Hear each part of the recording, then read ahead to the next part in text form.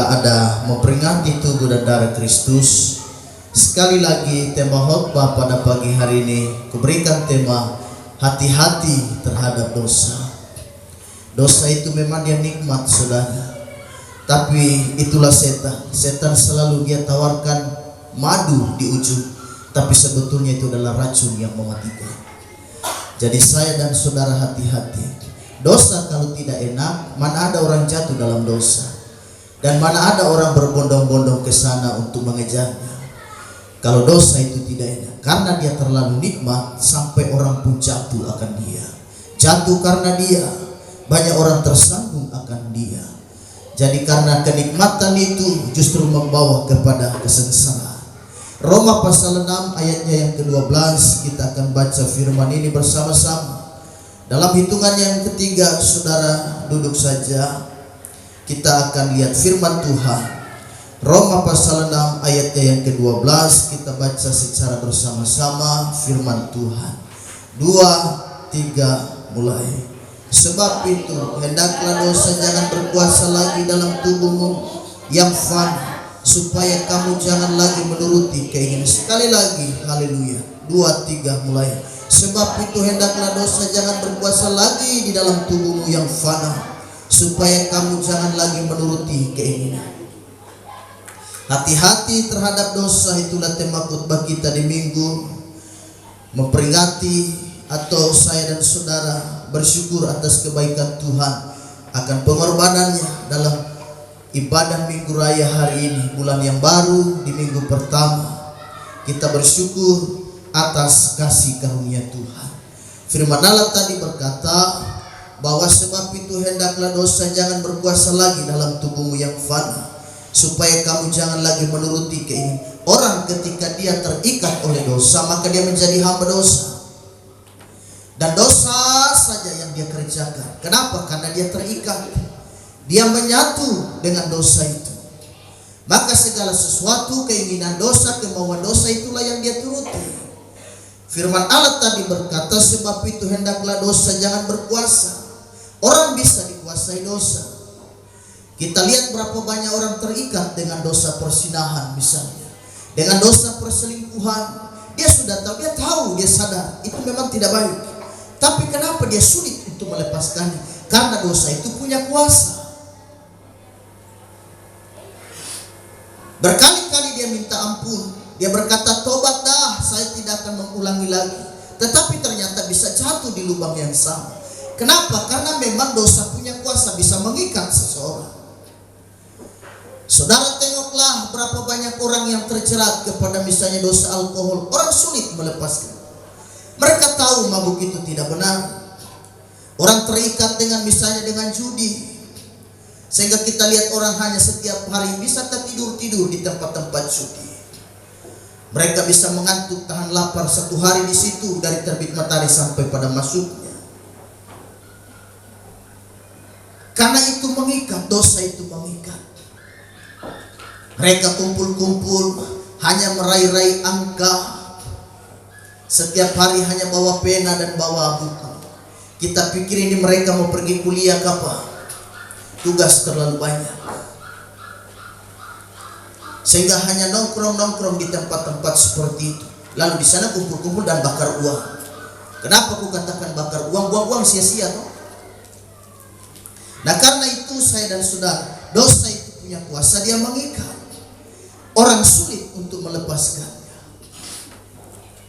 Orang sulit melepaskan dari dosa mabuk. Orang sulit melepaskan daripada dosa rokok. Rokok itu panjangnya berapa sih? Paling 45 cm pun tidak dapat. Sejengkal pun dia tidak dapat. Hanya pendek saja. Hanya beberapa sentimeter saja. Tapi lihatlah orang sulit melepaskannya, karena dia mengikat. Tetapi pagi hari ini berita baik bahwa oleh darah dan tubuh Kristus kita bisa dilepaskan.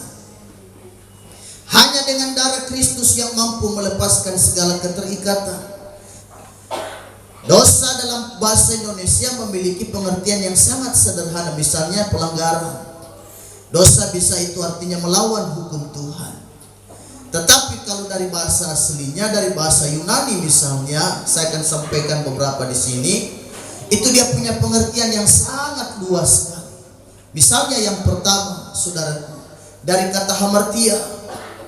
Dari hamartia bahasa Yunani ini kemudian dia memiliki pengertian kehilangan tanda atau tidak mencapai tujuan. Arti daripada dosa kata hamartia ini artinya dia kehilangan tanda, tidak mencapai sasaran, tidak mencapai tujuan. Itulah pengertian daripada dosa yang satu ini. Dia meleset dari sasaran. Pengertian ini biasanya dipakai pada misalnya pada saat panahan. Orang lagi misalnya panahan, ada lomba pemanah misalnya, lomba panah. Kita lihat itu kan harus tepat sasaran baru dia bisa dapat juara. Harus kena pas sasaran.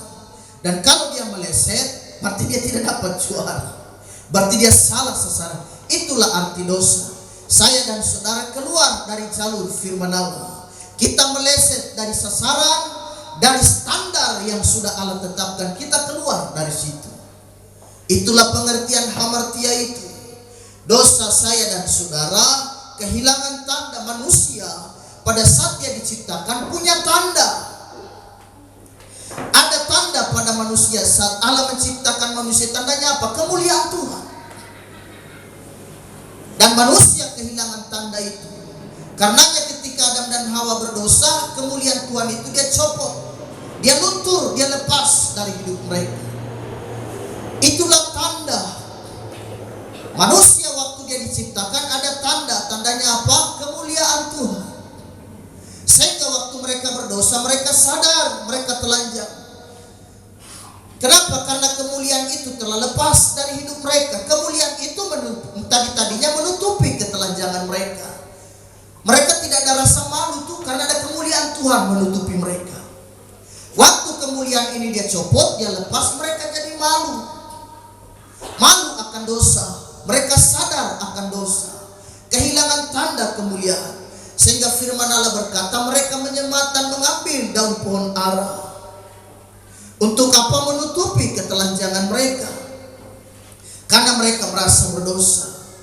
Daun pohon ara ini adalah kebenaran manusia dan dia tidak akan tahan. Paling dalam beberapa jam saja dia sudah luntur dan gugur. Jadi kebenaran manusia tidak bisa membenarkan diri seseorang. Harus kita pakai standar firman Allah. Yang benar itu adalah Allah itu sendiri. Tidak ada manusia yang benar. Karenanya kita berusaha untuk membenarkan diri. Kita menggunakan standar manusia yang semuanya itu tidak pas dan tidak cocok pada standar firman Allah. Jadi tidak mencapai standarnya Tuhan. Roma pasal 3 ayatnya yang ke-23 firman Allah berkata, karena semua orang telah berbuat dosa dan telah kehilangan kemuliaan Allah. Ayat ini menjelaskan bahwa sebetulnya manusia itu punya tanda, yaitu kemuliaan Tuhan. Sehebat apapun saudara, sepintar apapun saudara, sekaya dan seterkenalnya seseorang itu, kalau dia sudah kehilangan kemuliaan Allah, sia-sia. Tidak ada gunanya dan tidak ada artinya. Jadi kemuliaan yang menutupi ketelanjangan Adam dan Hawa ini manusia itu membuat mereka tidak malu. Karena mereka hidup dalam kemuliaan Tuhan.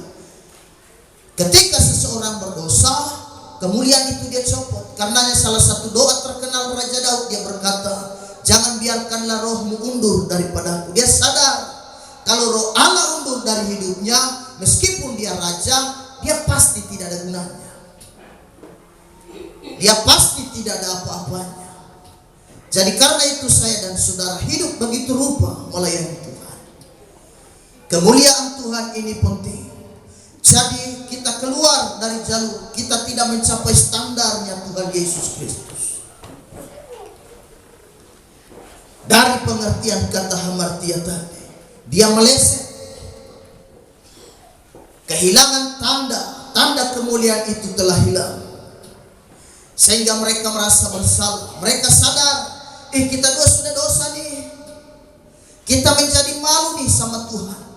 Sehingga di hari-hari sejuk kata firman Allah, ada saat di mana Allah mengunjungi mereka dengan sapaan kalimat yang indah, Adam, Adam. Di manakah engkau kegerangan? Adam berkata, aku takut. Kenapa kamu takut? Seseorang ketika dia telah berbuat dosa, biasanya dampak yang pertama yang dihasilkan adalah ketakutan. Dia menjadi takut. Kita lihat anak-anak kita kalau sudah salah, dia takut. Dia takut mau terus terang sama kita orang tua. Dia diam, lebih baik dia simpan saja. Yang kedua adalah kita lihat misalnya adalah tidak menggapai atau melawan hukum Tuhan. Dari kata hamartema. Jadi kalau tadi hamartia, kini hamartema, yang artinya dia melawan hukum Tuhan. Misalnya itu dicatat di dalam Markus pasal 4 ayat 12, firman Allah berkata, supaya sekalipun melihat mereka tidak menanggap, sekalipun mereka mendengar mereka tidak mengerti, supaya mereka jangan berbalik dan mendapat ampun. Mereka sengaja tidak mau menanggapi firman Allah. Ada firman yang diberitakan, saudara terima, telan bulat-bulat. Katakan amin pada firman itu. Katakan haleluya pada khotbah itu. Meskipun itu dia semacam makanan yang keras, Paulus berkata, engkau masih memerlukan susu. Kita harus makan, sekali-sekali kita makan makanan yang keras. Untuk apa? Menguatkan otot-otot kerohanian kita. Jangan susu terus, sehingga kekristenan saudara hanya bisa dinidabobokan. Masa setiap hari saudara hanya digendong oleh bapak dan ibu gembala dan bilang, hus, hus, hus, bobona, bobona. Kristen dinidabobokan. Kami sebagai gembala harus menggendongmu dan menidurkanmu dan memberikan susu padamu lagi kah? Tidak, sekarang kita makan makanan yang keras punya, supaya kita bertumbuh. Jangan apa-apa tersinggung, apa-apa sakit hati, jangan. Apa-apa sakit hati, apa-apa tidak mau sembahyang. Saudara, ini adalah orang-orang yang tangguh dalam melayani Tuhan. Saudara, ini bukan pada golongan yang bernama BSH. BSH artinya barisan sakit hati. Saudara hari ini berada pada barisan di mana Tuhan mengasihi kita semua. Jadi mereka tidak menanggapi firman Allah. Mereka menganggap firman itu angin lalu. Adakah saya berkhotbah hari ini saudara mengatakan amin pada khotbahku? Atau saudara berkata, Allah Bapak Gembala itu lagi, itu lagi. Saudara garuk-garuk kepala dan tidak merespon firman Allah. Atau saudara hari ini mengatakan amin, puji Tuhan. Jadi lepaskan dosa, kita buang, jangan kita pegang. Jika saya dan saudara masih menggenggamnya, mari kita buang. Berhenti minum, berhenti merokok. Karena dia mengikat. Dosa itu mengikat. Jadi stop judi, stop pasang-pasang hal-hal yang sia-sia. Saudara bayar ke sana itu bakar uang sebetulnya. Lebih baik kita beli roti dan kita kasih makan anak. Karena itu saya dan saudara. Jadi yang kedua adalah hamartema. Lalu yang berikut adalah ketidaktaatan dan tidak mau mendengar. Ini yang berikut, yang ketiga. Dalam bahasa Yunani-nya disebutkan di sana adalah parakoe. Parakoe ini artinya tidak mau mendengar atau tidak memiliki ketaatan. Ibrani 2 ayatnya yang kedua, firman Allah di sana dikatakan, Ibrani. Sebab kalau firman yang dikatakan dengan perantaran malaikat-malaikat tetap berlaku, dan setiap pelanggaran dan ketidaktaatan mendapat balasan yang setimpal. Ketidaktaatan ini bahaya, saudara. Saya dan saudara harus memiliki ketaatan dalam melayani Tuhan. Dalam Kejadian pasalnya yang ke-19 di sana menceritakan tentang istri Lot. Permintaan Tuhan sederhana saja sebetulnya untuk istri Lot dan mereka sekeluarga waktu Allah membumi hanguskan kota Sodom dan Gomora. Pesan Tuhan sederhana saja. Dia berkata jangan menoleh kemana? Ke belakang. Sederhana sekali. Tapi sayangnya istri Lot pesan yang sederhana dia tidak tahu. Apa yang terjadi? Dia menjadi tiang garam. Jadi ketidaktaatan bisa menghancurkan rencana Tuhan dalam hidup kita. Ketidaktaatan bisa menghancurkan rencana Allah yang besar dalam hidup saya dan saudara. Allah hanya minta pesan sederhana kepada Lot sekeluarga. Berkata, jangan menoleh ke belakang, itu aja, kalian pasti selamat. Tapi kita lihat istri Lot, dia menoleh ke belakang. Dia masih ingat ada dosa, ada perkara-perkara duniawi yang dia masih tersimpan di sana. Kenikmatan. Orang sudah terlibat pelayanan tapi masih ingat ke belakang, masih ingat dosa. Sehingga di gereja saleh, di luar salah. Di gereja berdoa, di luar berdosa. Kenapa? Karena dia masih ingat di belakang. Seperti istri Lot ini, pesannya sederhana sekali. Tuhan bilang jangan noleh ke belakang ya, kau pasti selamat. Tapi rupanya istri Lot tidak taat kepada perintah Tuhan. Jadi para koe, ketidaktaatan dan tidak mau mendengar. Lot serta kedua anaknya menuruti kata Tuhan dan mereka selamat, mereka bertiga. Tetapi istri Lot yang tidak selamat. Jadi ketaatan ini penting dalam saya dan saudara melayani Tuhan. Ketidaktaatan bisa menghancurkan rencana Tuhan dalam hidup saya dan saudara. Siapa lagi? Misalnya Raja Saul dalam 1 Samuel pasal 15. Ketika Raja Saul dan bangsa Israel ini terjepit karena tentara Filistin rupanya sudah semakin dekat untuk melawan mereka atau mengepung mereka. Jadi mereka terdesak. Sedangkan pesan daripada seorang nabi sangat gampang dan mudah sekali. Tunggu aku di Gilgal 7 hari. Aku akan datang. Karena setelah Samuel akan sampai di sana, dia akan mempersembahkan korban kepada Tuhan. Mereka harus cari Tuhan. Dalam peperangan apapun, dimanapun, dimana saja, Tuhan harus dilibatkan. Tuhan harus menjadi andalan kita. Samuel sudah berpesan kepada Raja Saul, tunggu aku di Gilgal 7 hari. Saul menjadi panik karena tentara Filistin makin mendekat. Mereka pikir kalau kita tunggu Samuel, kita mati di sini, mati sia-sia. Sudah dah, kasih kemari itu, aku akan sendiri yang persembahkan korban buat Tuhan. Itu bukan tugas dia. Dia sudah menyalahgunakan kewenangan daripada seorang imam. Mempersembahkan korban adalah urusan imam, bukan urusan raja. Saudara jangan melangkahi apa yang sudah menjadi tugas dan tanggung jawab dari seorang hamba Tuhan, apalagi gembala. Sekarang kan ada jemaat bikin diri gembala. Lebih celaka lagi dia ngatur gembala. Wah, ini bahaya sekali. Berarti itu adalah Saul. Roh Saul telah merasuki. Dan kita lihat kan banyak begitu. Karenanya tidak heran kalau pelayanan ini bisa hancur. Miliki ketaatan, saudara harus dengar-dengar. Saudara taat, saudara dengar-dengaran, saudara diberkati Tuhan. Karena ketidaktaatan mengundang kutuk dalam hidup saya dan saudara. Ketidaktaatan bisa mendatangkan apa itu? Rencana Allah yang indah batal dan gagal dalam hidup kita. Saul berkata, sudah 7 hari nih, Nabi belum datang. Kasih kemari sini, kasih api, semua korban persembahan aku yang nanti akan persembahkan kepada Tuhan. Tiba-tiba Samuel datang. Apa yang dikatakan Samuel kepada Raja Saul? Di sana dikatakan 1 Samuel pasal 13 ayatnya yang ke-13. Samuel berkata kepada Saul begini. Engkau telah bertindak bodoh. Engkau tidak berpegang pada perintah Tuhan.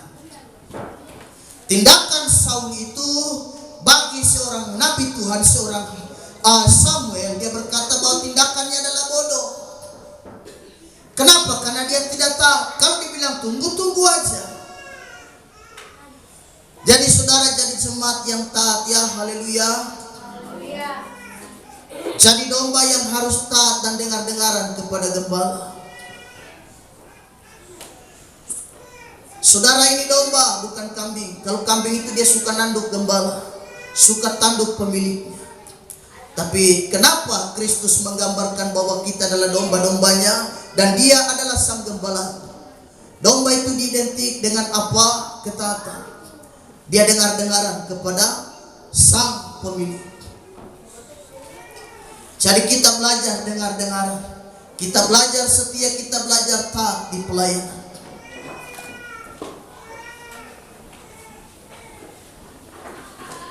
Meskipun saudara sudah diberkati, saudara sudah jadi orang besar, Saul sudah jadi orang besar, dia jadi raja. Karena sudah jadi raja besar kepala dan mau melakukan tugas seorang imam, tugas seorang nabi, tugas seorang hamba Tuhan. Jangan, tidak boleh. Tindakan-tindakan itu dianggap bodoh. Dan itu adalah dosa di hadapan Tuhan. Jadi ketidaktaatan bisa menghancurkan rencana Tuhan dalam hidup kita. Mari kita belajar taat di dalam pelayanan. Kita setia di satu gereja di mana kita digembalakan. Kita belajar taat, saudara. Anda kalau sudah didamailah. Jangan kemana-mana.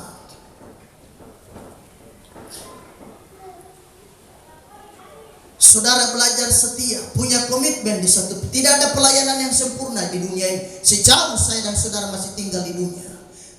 Menurut saudara gereja yang sempurna itu di mana di kota Sorong ini? Tidak ada. Saudara bilang ada satu gereja besar di sana. Coba cek. Ada jemaatnya juga yang keluar dari sana. Terjadi perpecahan. Tidak ada gereja yang sempurna sejauh gereja itu masih dipimpin oleh manusia. Tetapi dalam ketidaksempurnaan itu justru kita saling melengkapi. Termasuk pelayanan ini tidak sempurna. Kita masih ada kurang-kurang. Kita masih ada salah-salah dikit, mah itu biasa. Namanya juga keluarga di dalam Tuhan. Sama seperti saudara keluarga di dalam rumahmu, rumah tanggamu. Adakah anakmu sempurna?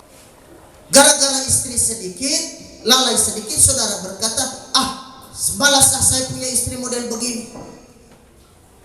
Saya kasih tinggal dia, saya cari istri yang lain aja yang lebih sempurna. Tidak ada. Jadi tetap setia tertanam di dalam pelayanan. Saya himbau kepada saudara. Saudara jadi jemaat yang tertanam. Haleluya, jemaat kekasih. Jangan pindah-pindah. Kesetiaanmu itu menentukan masa depan anak-anakmu juga. Jangan suka pindah-pindah gereja. Orang yang suka pindah-pindah gereja, dengarkan ini, dia adalah sama seperti waktu dia saat makan nasi. Dia makan nasi satu piring, tetapi dia temukan hanya ada batu kerikil kecil saja dalam nasi itu. Lalu semua nasi di satu piring itu dia buang. Jadi orang yang suka pindah-pindah gereja hanya karena melihat kesalahan kecil pada gereja itu, dia ibaratnya seperti lagi makan nasi di satu piring dan dia temukan batu kerikil kecil pada nasi itu, dan lalu dia buang nasi satu piring itu semua. Kan itu konyol. Jadi mari saya dan saudara memiliki kesetiaan. Yang berikut adalah kejahatan. Arti dosa yang berikut adalah kejahatan. Dalam bahasa aslinya dikatakan anomia. 1 Yohanes 3 ayat 14 ayat 4. 1 Yohanes 3 ayat 4, firman Allah berkata, setiap orang yang berbuat dosa melanggar juga hukum Allah, sebab dosa ialah pelanggaran hukum Allah. Jadi ini adalah kejahatan. Kita harus berdiri di tengah dunia yang jahat ini. Kita harus berdiri teguh, tetap percaya di tengah situasi, di tengah godaan yang meskipun luar biasa jahatnya hari-hari. Kita tinggal di kota ini. Kita lihat berbagai macam hal yang terjadi. Godaannya cukup besar, tantangannya cukup besar. Godaannya di kota ini berkadar tinggi. Dan kita harus mampu dan sanggup berdiri di tengah-tengah godaan itu. Lot ini punya sisi yang baik, saudara. Sisi yang baiknya itu adalah dia tetap percaya Tuhan, meskipun berada di tanah yang jahat, di kota yang jahat. Kita lihat ayatnya. 2 Petrus 2 ayatnya yang ke-7. Jadi Lot punya sisi baik, saudara. Dan kita sebetulnya harus belajar seperti Lot juga.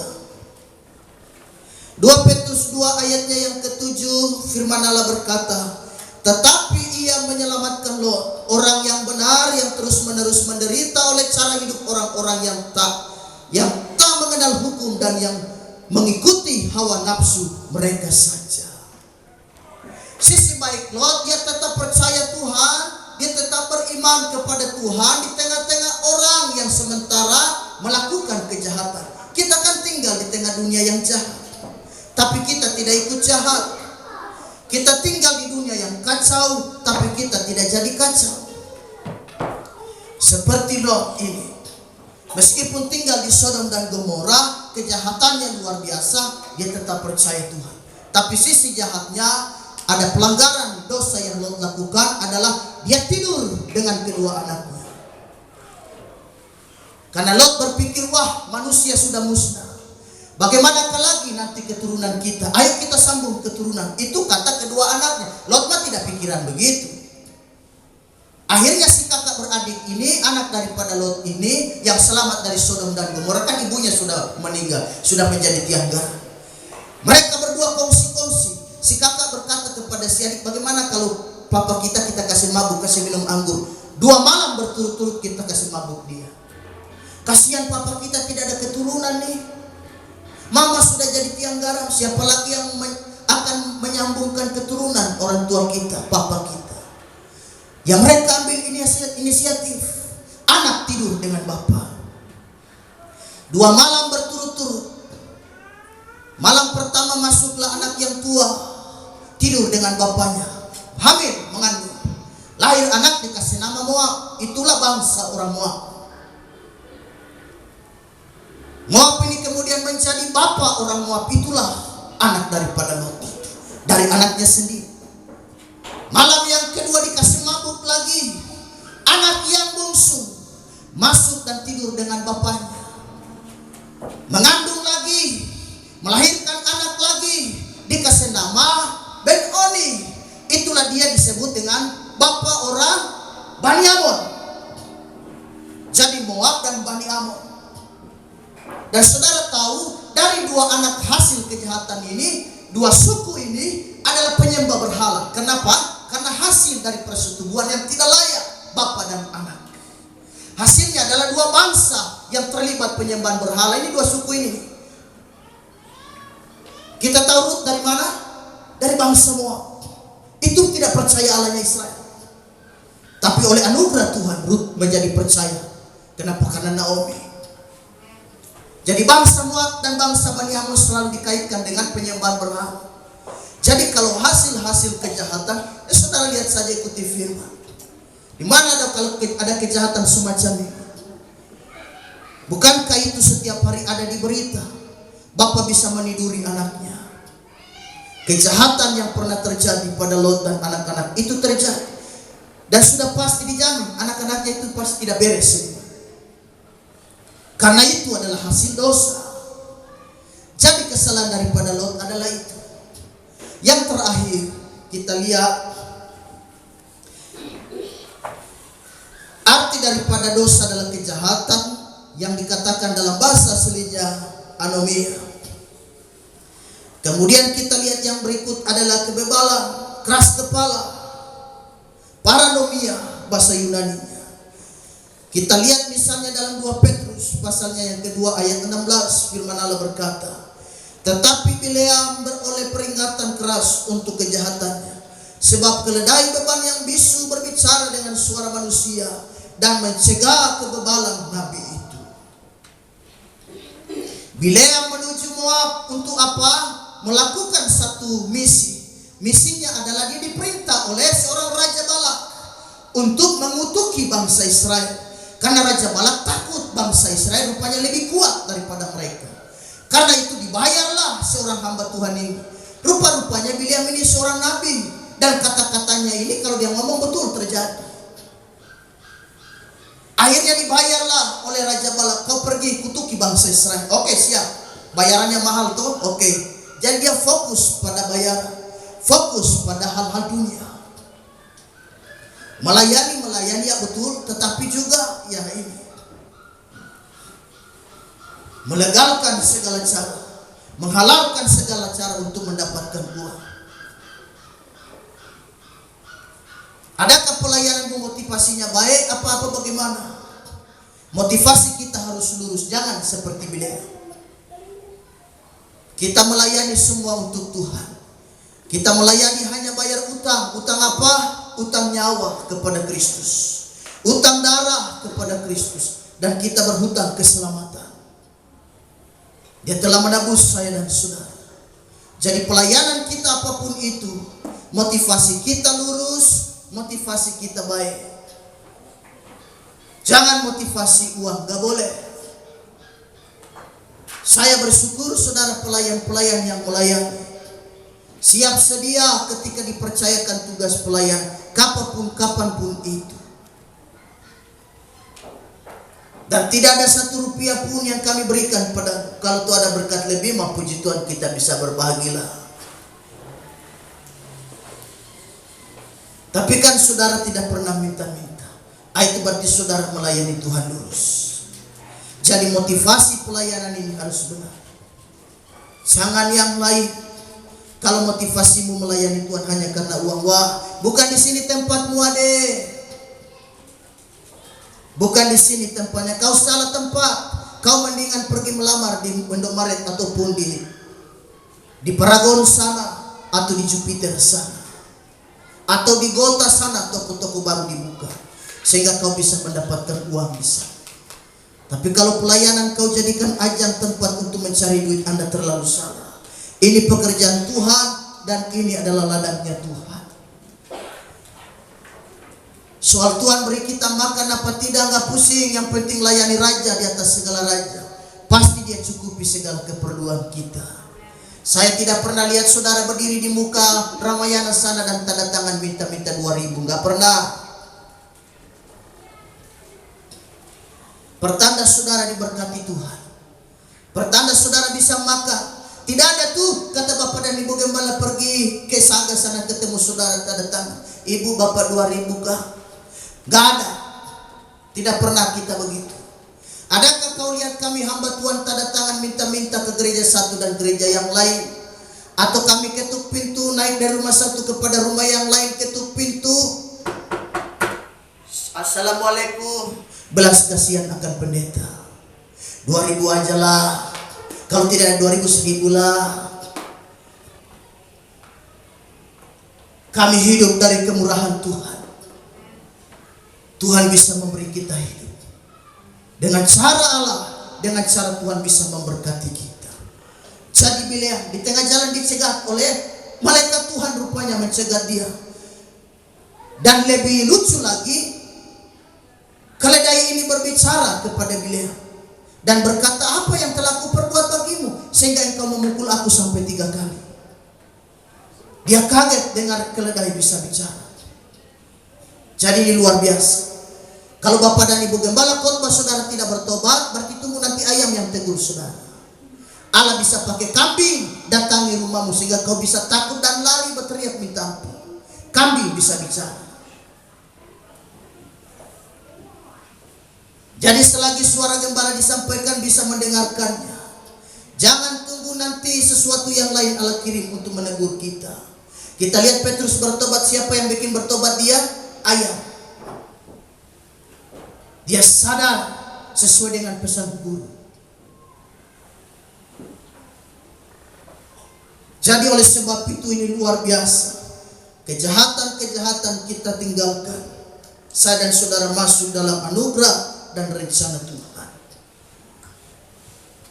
Matius pasal 24 ayat 12 firman Allah berkata, dan karena makin banyaknya kedurhakaan, maka kasih kebanyakan orang akan menjadi dingin. Kasih menjadi dingin, kasih menjadi tawar, pelayanan menjadi tawar, pelayanan menjadi saya dan saudara menjadi tidak semangat lagi.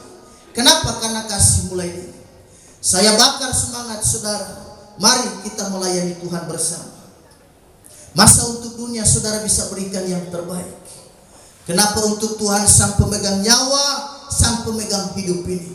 kita tidak berikan yang terbaik untuk dia. Dia yang pegang kesehatan kita. Jadi ayo mari sama-sama saya dan saudara melayani. Kasih kebanyakan orang di akhir zaman ini akan mulai memudar, akan mulai dingin. Dia melayani Tuhan mulai tidak ada gairah, tidak ada semangat lagi. Jadi karena itu saya dan saudara dalam ibadah minggu ini, mari kita bersama-sama melayani Tuhan. Ayat terakhir kita lihat misalnya Firaun, selain Bileam ada Firaun, kebebalan, keras kepala. Keluaran pasal 7 ayatnya yang ke-13, ayat terakhir firman Allah berkata, tetapi hati Firaun berkeras dan ia tidak mendengarkan mereka seperti yang telah difirmankan Tuhan. Allah sampai kirim 10 tulah mengingatkan Firaun berkali-kali. Hati dasar memang keras. Lembutkan hatimu, kita terima perjamuan kudus supaya saudara dan saya bersatu di dalam roh Tuhan. Saya dan saudara makin giat, makin setia. Ayo semangat lagi. Apa yang membuatmu murung? Apa yang membuatmu kecewa? Apa yang membuatmu mulai tawar hati dengan Tuhan? Ayo saya dan saudara mulai kembali semangat lagi. Ada doa 10 malam. Sebentar malam adalah malam yang ketiga. Saya dan saudara mari. Tuhan Yesus memberkati. Mari kita akhiri ibadah kita. Kita masuk dalam doa. Ada perjamuan kudus. Haleluya.